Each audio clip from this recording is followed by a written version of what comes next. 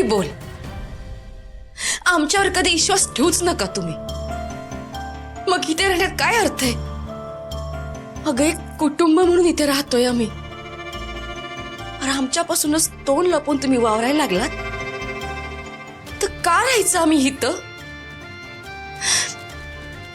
हे बी मनापासून काम करायला लागल्यात, प्रामाणिक आहेत, काहीतरी करून दाखवायचं म्हणतात, तरी बी आमच्यावर विश्वास नाही. मामी, कोण काय बोललं का तुम्हाला तसं?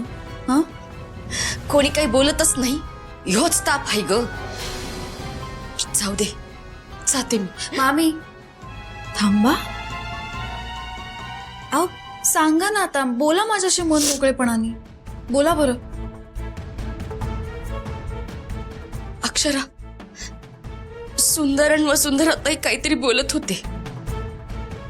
मी आत गेले ना तर त्यांनी बोलणंच थांबवलं,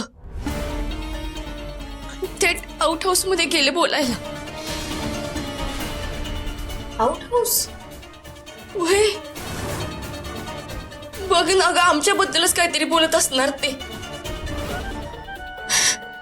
तू मला सांग, यासनी कळलं तर किती वाईट वाटेल.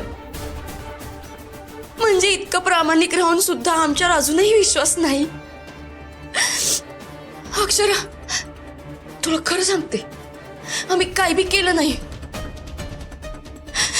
तरी बी ह्यो किटाळ आमच्यावरच का? मामी, मामी शांत व्हा बरं, तुम्ही शांत व्हा, मी बघते. हं,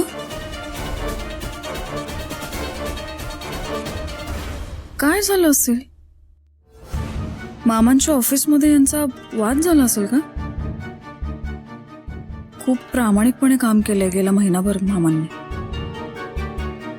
बर, काही गैरव्यवहाराबद्दल पण कळलेलं नाहीये कोणाकडनं.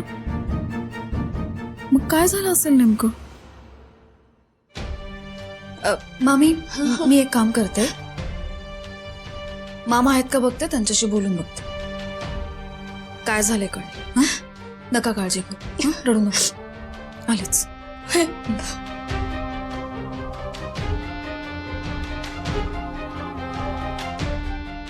अक्षराला कळू नये म्हणत होता ना व सुंदर तू.